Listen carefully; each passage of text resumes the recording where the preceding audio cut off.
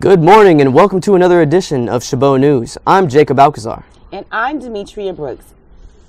The Academy has had 86 years of phenomenal success and also malfunctions. The Best Supporting Actress nominee Jennifer Lawrence showed up to the Oscars this past Sunday night in a strapless red Dior gown and managed to trip and fall within minutes of stepping out on the red carpet.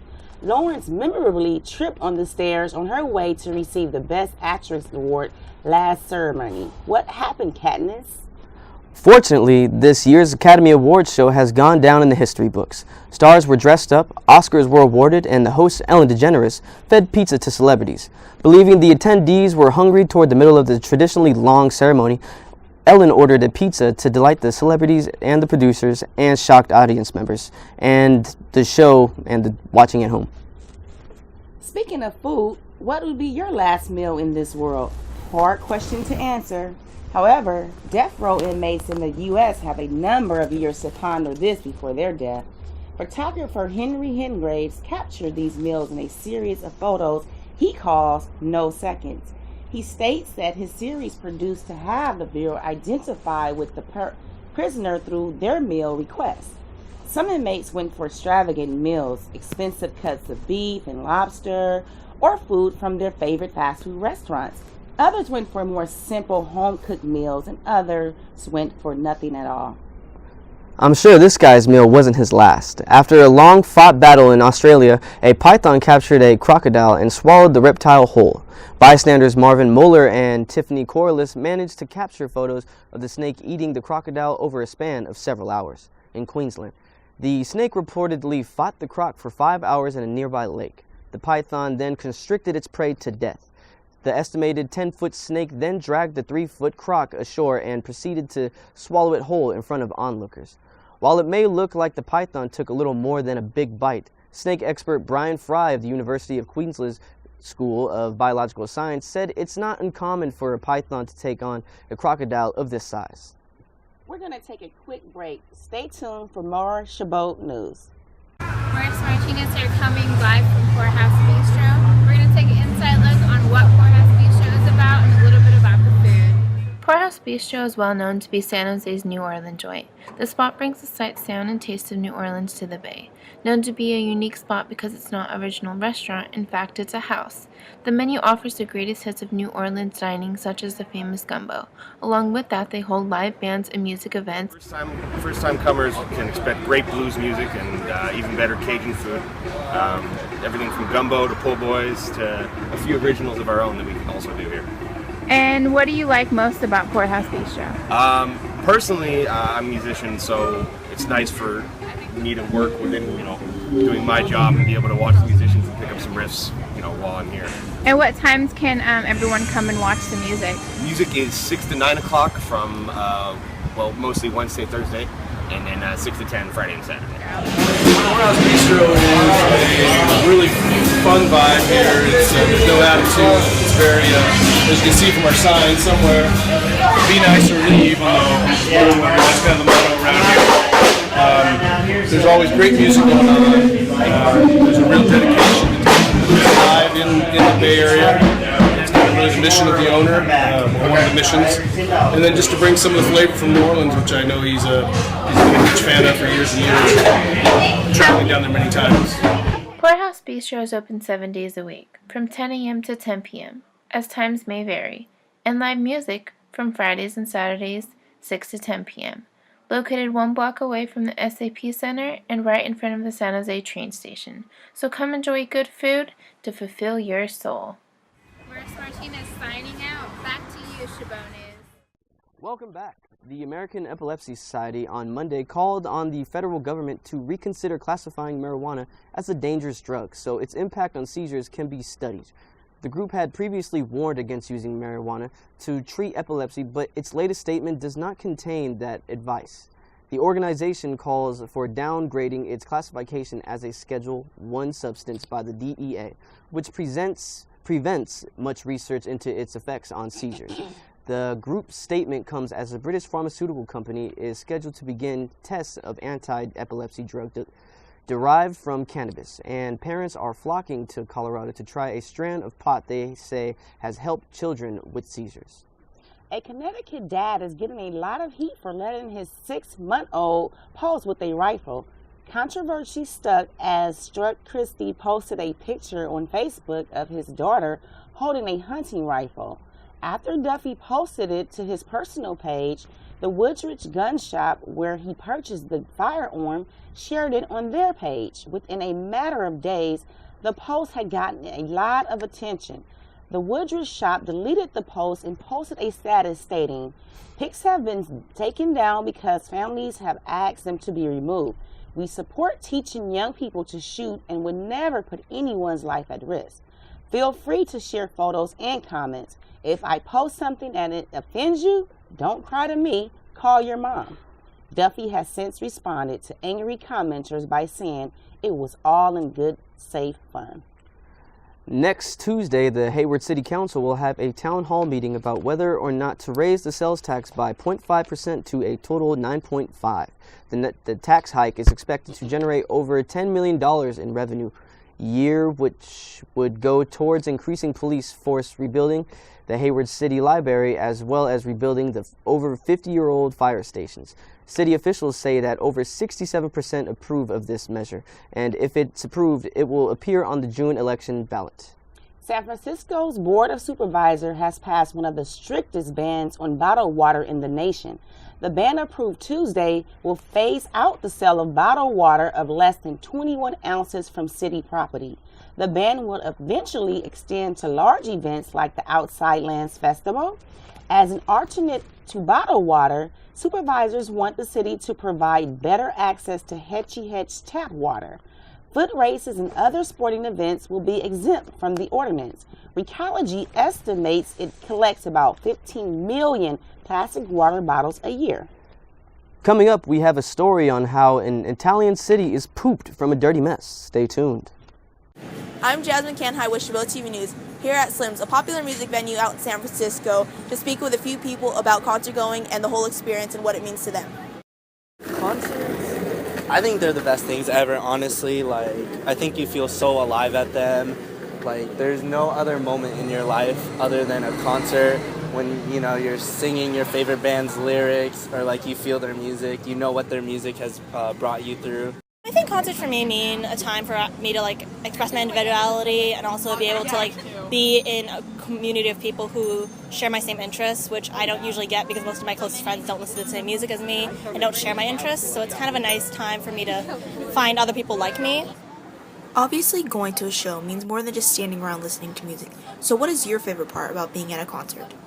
My favorite part is just being one with the crowd, because obviously the crowd is there to see their favorite bands. You're there to see your favorite band, and so the best part for me is when the singer actually points you out, recognizes you, knows that, basically acknowledges your existence, and you're singing their words back to them. And I think that's just the best part, when you look eye to eye and you sing the same words. Definitely just seeing the bands and being able to I think that these days we hear a lot of music online and we listen to it digitally and we can watch videos, but it's very different from being able to experience being right there and seeing an act right in your face or right above you, and having people against you. I think that that atmosphere is something that can't be replaced.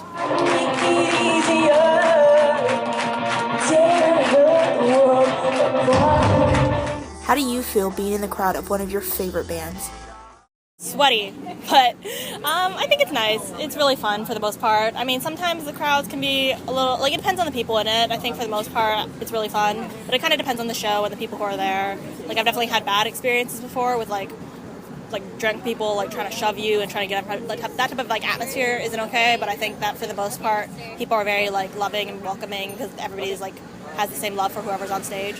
It's just cool because it's the people on stage care about you, and the people and everyone in the crowd is looking out for each other, and it's just a nice feeling because you're oh, I'm loved.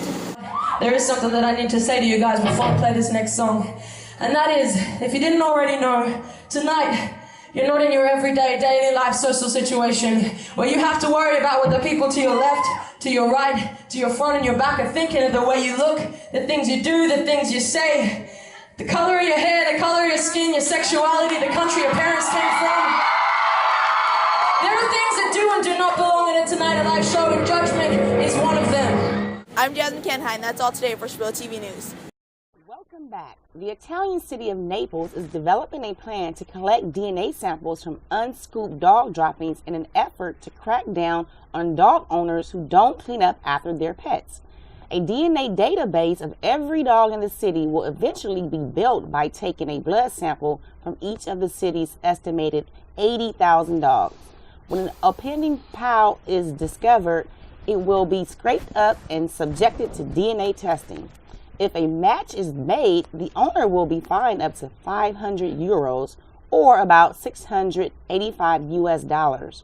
While many don't approve of the use of the city's money, Vice Mayor Tommaso Sodano says the concerns about finances and administrative focus are understandably but misplaced. Technicians at the city's veterinarian hospital have so far taken DNA samples from about 200 dogs.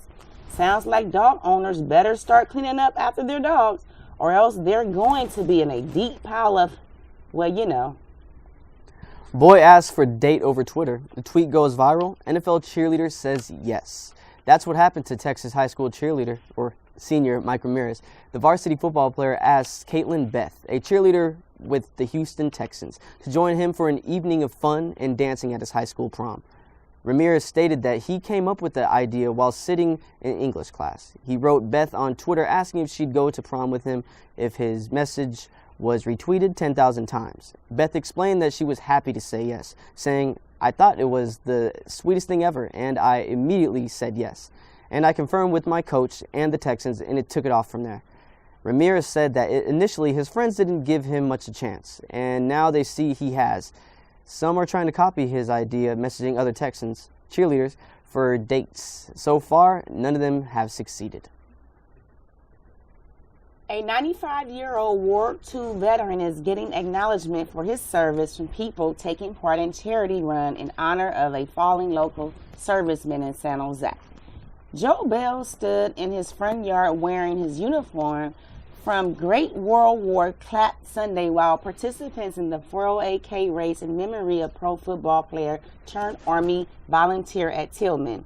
The video that has since gone viral shows racers at the first applauding Bell as they ran by. Then, some made the runners left roadway and ran on the sidewalk to shake the veteran's hand and applaud him for his service.